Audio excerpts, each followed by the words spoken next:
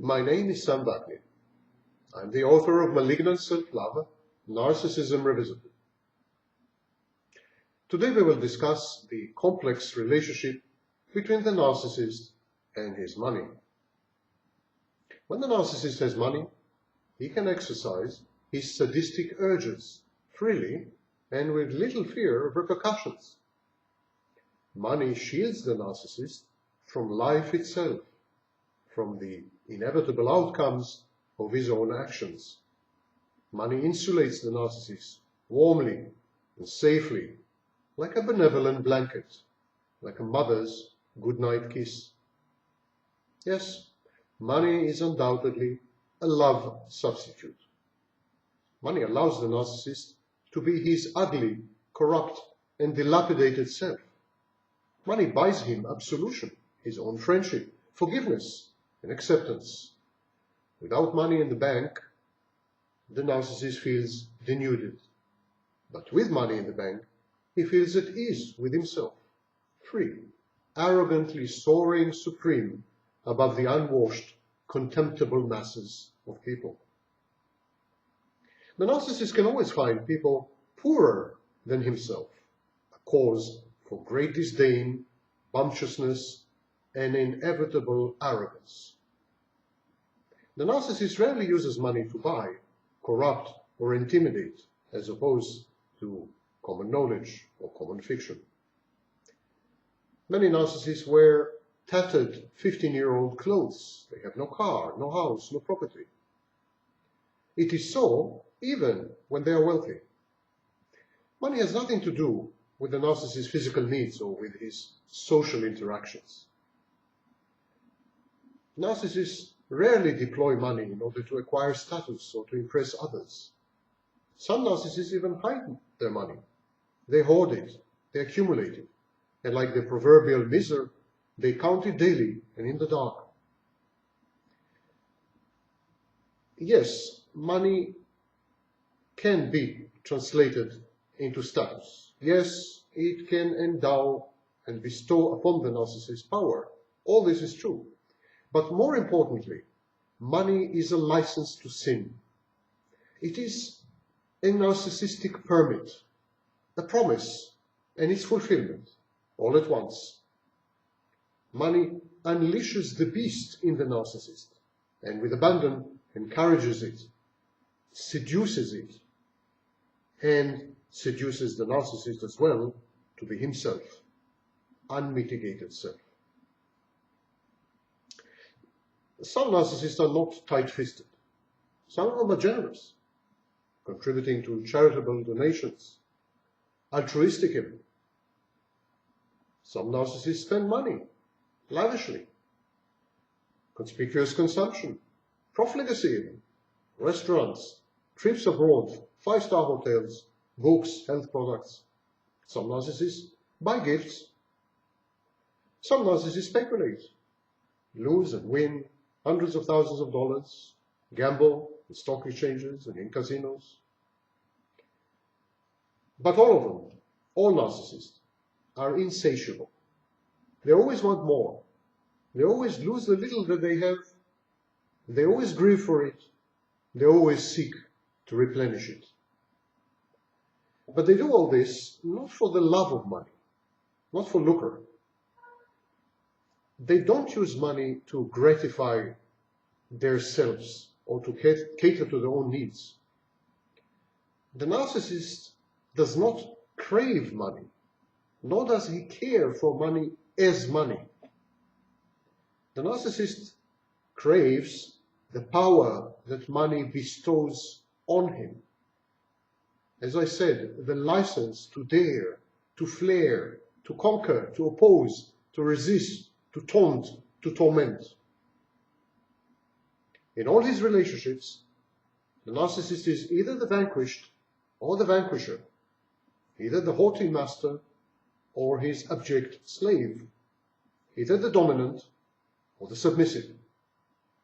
The narcissist interacts along the up and down axis rather than along the left and right one. The narcissist world is rigidly hierarchical and abusively stratified. When the narcissist is submissive, he is contemptibly so. When he is domineering, he is contemptuously so. The narcissist's life is a pendulum, swinging between being oppressed and being the oppressor. To subjugate another person, one must be capricious, unscrupulous, ruthless, obsessive, hateful, vindictive, and penetrating. One must spot the cracks of vulnerability, the crumbling foundations of susceptibility, the pains, the trigger mechanisms, the Pavlovian reactions of hate and fear and hope and anger. One must have what I call X-ray vision, called empathy. Money liberates the mind of the narcissist. It endows the narcissist with the tranquility, detachment, and incisiveness of a natural scientist. With his mind free of the quotidien, of the daily needs and worries, the narcissist can concentrate on attaining the desired position, on top, dreaded, avoided, feared, or adulated and loved. Yet in every case, deferred to, obeyed. Endowed with money, the narcissist proceeds with cool disinterest to unscramble the human jigsaw puzzles around him, to manipulate their parts, to enjoy their writhing as he exposes their petty misbehaviors, harps on their failures, compares them to their betters, and mocks their incompetence, hypocrisy, and cupidity. The narcissist disguises these sadistic pursuits in socially acceptable garb.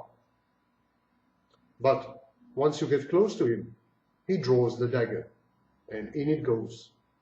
He casts himself in the role of a brave, incorruptible iconoclast, for instance, a fighter for social justice, for a better future, for more efficiency, for good causes, a benevolent benefactor, an altruist, a charitable person, a donator.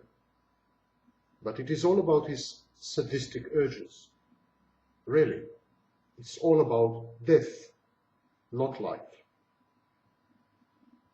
Still, antagonizing and alienating his potential benefactors is a pleasure that a narcissist cannot afford on an empty purse. He cannot antagonize and alienate his sources of supply unless he can purchase alternatives. When he is impoverished, the narcissist is altruism embodied, the best of friends, the most caring of tutors, a benevolent guide, a lover of humanity, and a fierce fighter against narcissism, sadism, and abuse in their myriad forms. Narcissist adheres, he obeys, he succumbs, he agrees wholeheartedly, he praises, he condones, he idolizes and applauds.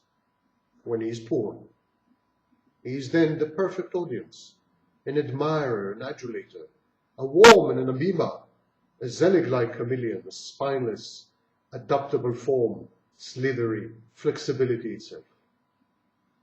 To behave in this way is unbearable to the narcissist in the long run.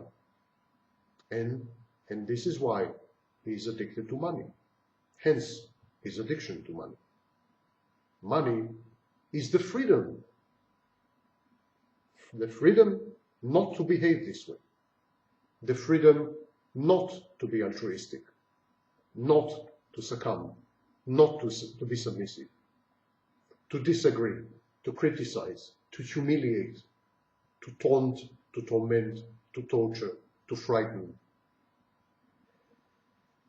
The ability to say goodbye with the knowledge that your money will buy you the alternative sources of supply that you always need because you're a junkie. It is the narcissist's evolutionary ladder from slime to the sublime, and from there, a small step to mastery.